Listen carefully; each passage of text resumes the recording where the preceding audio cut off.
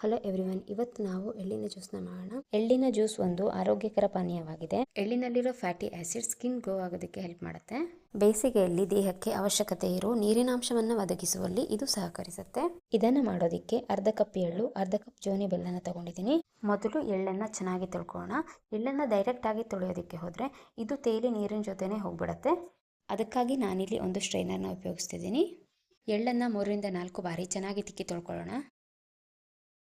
ಎಳ್ಳಿನಲ್ಲಿ protein, vitamin, minerals ಹಾಗೂ aunty accident ಅಂಶಗಳಿವೆ. ಈಗ ಎಳ್ಳನ್ನು ಮಿಕ್ಸಿ ಜಾರ್ಗೆ ಹಾಕಿ ಸಾಕಷ್ಟು ನೀರನ್ನು ಸೇರಿಸಿ ರುಬ್ಕೊಳ್ಳೋಣ.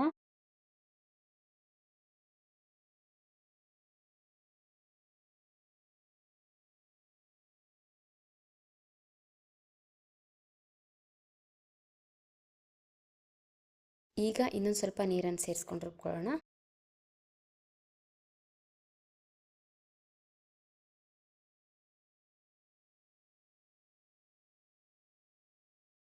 ಈಗ ಇದನ್ನು ನುಣ್ಣಗೆ ರುಬ್ಕೊಂಡಾಗಿದೆ.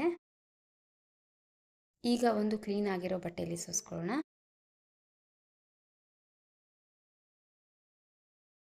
ಹುಷಾರಾಗಿ ಹಿಂಡಿ ಎಳ್ಳಿನ ಹಾಲನ್ನು ಬೇರೆ ಮಾಡ್ಕೊಳ್ಳಿ. ಸೋಸುವಾಗ ಬೇಕು ಅನಿಸಿದರೆ ಸ್ವಲ್ಪ ನೀರನ್ನು ಸೇರಿಸ್ಕೊಳ್ಳಿ.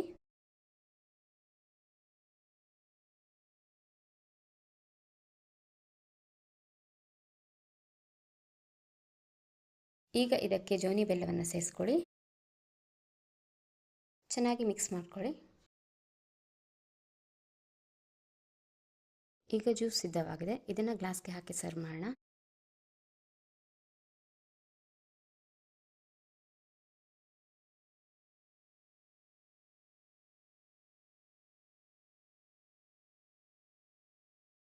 ಇದನ್ನು ನೀವು ಕೂಡ ಟ್ರೈ ಮಾಡಿ.